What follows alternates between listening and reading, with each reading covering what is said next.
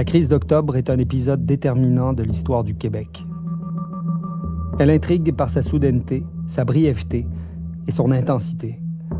Elle fascine par son caractère tabou.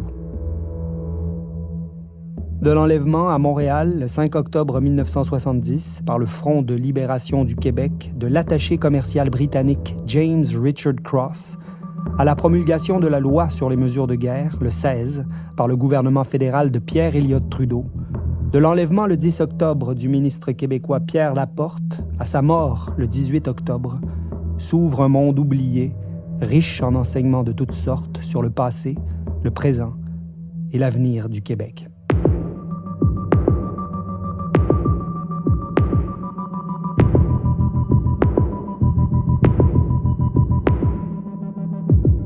« 50 ans après les événements, j'ai voulu retourner sur les traces de cette crise avec l'intuition que même si j'étais né en 1972, elle avait déterminé mon éducation citoyenne et politique. »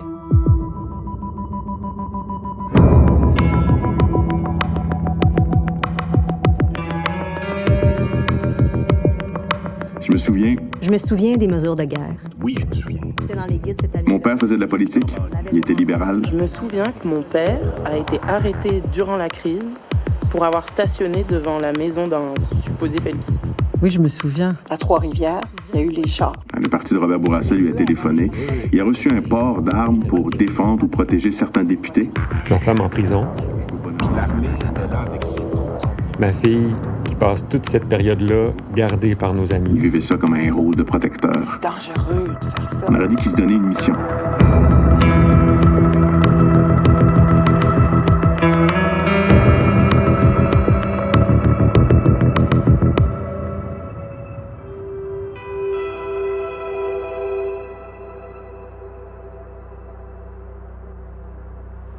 Le Québec n'a plus de gouvernement. Le tronçon d'État dont nous disposions a été balayé au premier vrai coup dur. Le cabinet Bourassa a passé la main et n'est plus, en réalité, que le pantin des dirigeants fédéraux. Il est clair maintenant que depuis le tout début de cette période tragique dont l'enlèvement de M. Cross a marqué l'ouverture, ce gouvernement n'a pas eu d'autre rôle à jouer que celui de figurant. Pendant la pseudo-négociation annoncée Le Québec n'a plus de gouvernement. C'est ainsi que René Lévesque, chef du tout nouveau Parti québécois et figure politique parmi les plus importantes de sa génération, résume la situation politique québécoise le matin du 16 octobre 1970.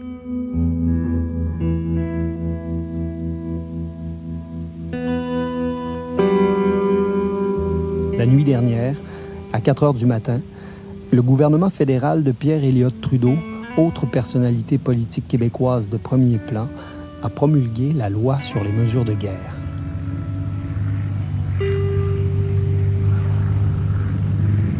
Appelée en renfort ces jours derniers, l'armée occupe maintenant l'essentiel du territoire québécois. Des soldats en armes sont postés un peu partout devant les institutions gouvernementales, devant les banques, mais aussi devant des demeures que l'on comprend alors être celles de ministres provinciaux et fédéraux. Des chars d'assaut circulent dans les rues de Montréal et de Québec. Des convois militaires défilent en longues processions sur les autoroutes de la province. La police, maintenant investie de pouvoirs quasi illimités, arrête, fouille, perquisitionne. Une centaine de personnes auraient déjà fait les frais de ce nouveau régime.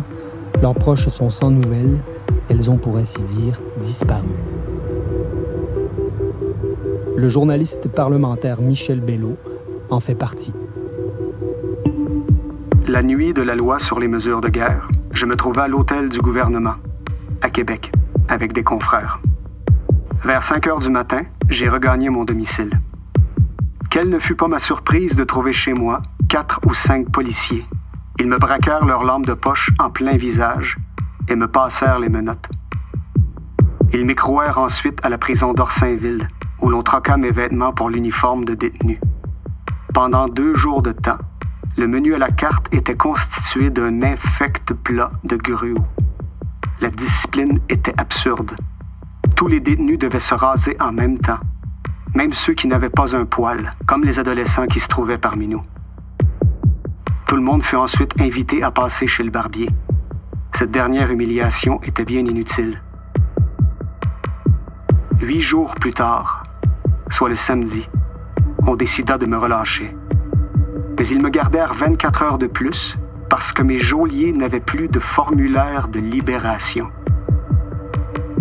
Enfin, le dimanche soir, vers 7 heures, je repris ma liberté sans que personne ne me donne les raisons de mon arrestation.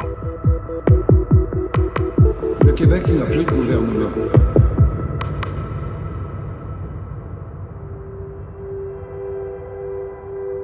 Le Québec n'a plus de gouvernement. Malgré les 50 ans qui me séparent de cette journée du 16 octobre 1970, cette phrase semble avoir conservé toute son envoûtante actualité. Il y a quelque chose d'irréductible et d'irrésistible dans cette phrase, qui a sa vie propre, qui échappe au temps, à sa ruine. Son pouvoir d'évocation est intact. En regard du reste, de ce qui vient après, cette phrase se distingue radicalement. On dirait même que tout ce qui va suivre, tout ce que l'évêque expose après, travaille à faire oublier le jugement concis, précis, sans appel que cette phrase énonce. Mais surtout, à en éteindre la lumière. S'il fallait résumer la crise d'octobre, je choisirais ce moment. Ce passage presque imperceptible de la lumière à l'ombre, au cœur de ce vendredi 16 octobre 1970. Et s'il fallait tirer des conclusions d'octobre 70, je dirais que nous vivons depuis à l'ombre de cet événement, en marge de sa lumière. Que ce jour-là, sans explication, sans même le réaliser tout à fait, nous sommes passés, nous aussi, de la lumière à l'ombre.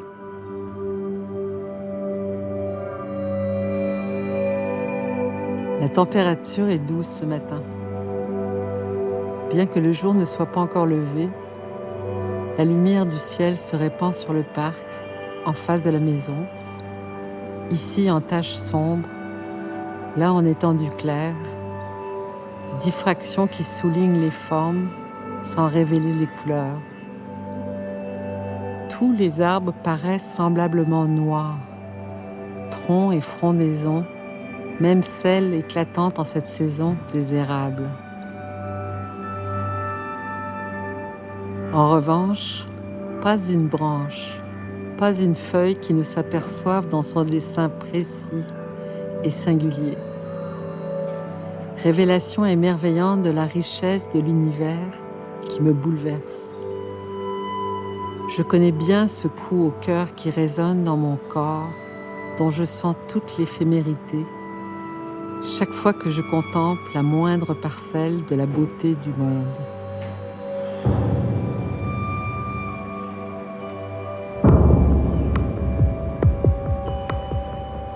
Je suis sur le balcon depuis plusieurs minutes, dans l'attente d'un taxi, prête à partir pour l'hôpital Notre-Dame, quand arrivent en trombe devant la maison 5 automobiles non identifiés.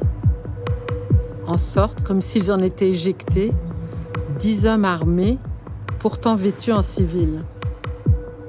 Le taxi arrive à son tour, ou plutôt passe devant nous sans ralentir, le chauffeur ayant sans doute saisi, malgré son étrangeté, le sens de la situation. Pour ma part, je m'entête à ne pas comprendre. J'essaie d'empêcher les hommes d'entrer dans la maison où dorment mes enfants et mon mari. J'essaie de leur expliquer l'urgence que j'ai de me rendre au chevet de ma sœur, en train d'accoucher sans le secours d'un médecin, tous les membres de la profession s'étant mis en grève pour marquer d'un coup de force leur opposition à l'établissement d'un régime d'assurance santé, craignant comme la peste cette mesure qui les obligera à une déclaration honnête de leurs revenus et à payer les impôts adéquats. Je n'ai pas le temps de leur dire ce que je pense de cette attitude méprisable des médecins qui prétendent redouter une baisse de la qualité des soins alors que les inquiète bien davantage la perspective d'une baisse de leurs revenus. À peine ai-je prononcé une phrase qu'un des hommes m'interrompt brutalement, m'ordonne d'ouvrir la porte sans plus de tergiversation, menaçant de l'enfoncer si je n'obéis pas. Je sens l'impatience des hommes qui me cernent de plus en plus près et la vanité de ma résistance. C'est aujourd'hui le 16 octobre 1970. La liberté n'est plus qu'un état d'âme. La révolte aussi. L'armée est entrée au Québec. Le Québec entre en silence.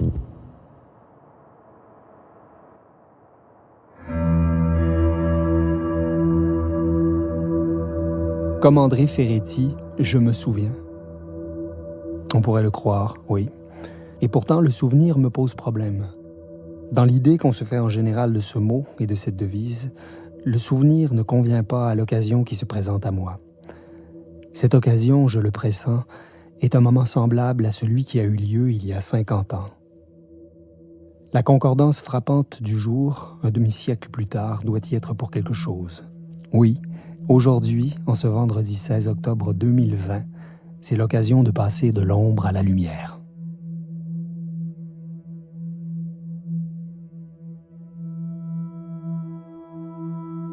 Le souvenir, dans cette perspective, est actif.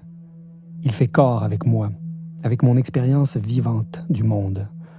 Le souvenir est donc le privilège de ceux qui sont, et l'acte de se souvenir, le mot d'ordre de ceux qui pensent. Je me souviens fait ainsi écho au « je pense, donc je suis » de Descartes, tant dans sa formulation que dans son pouvoir de révélation.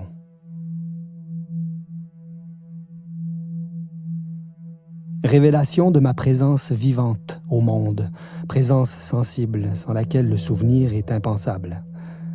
Révélation de mon libre arbitre qui accompagne cette existence concrète et que suggère l'acte de se souvenir et de penser.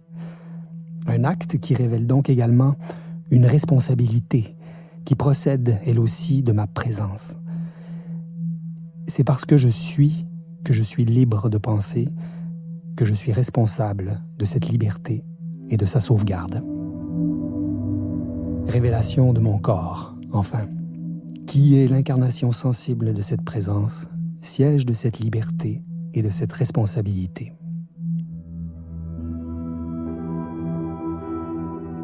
Je me souviens, donc je suis, serait la signification infiniment plus ouverte et stimulante de la devise nationale du Québec, généralement entendue comme un devoir de mémoire qui fait oublier la présence au monde ou rend cette présence infiniment redevable à ce qui a eu lieu avant, dans un passé immobile et définitif, ce qui revient au même. Je me souviens que la disparition d'un corps est à l'origine de cette crise d'octobre 70. Ou plus justement, c'est le ravissement d'un corps dont je me souviens. Le ravissement de James Richard Cross.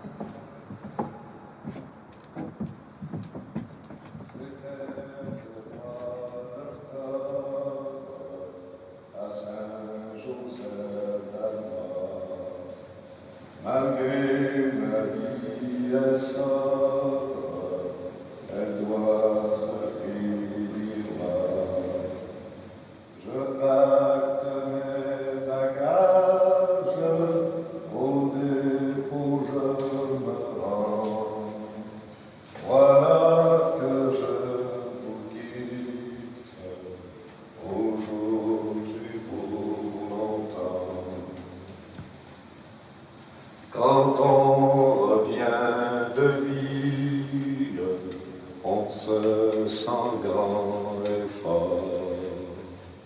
Alors l'on se rit d'avoir eu peur de la mort. L'espoir vient de naître, à nous de le conserver. Repousser les faux maîtres, voilà la liberté.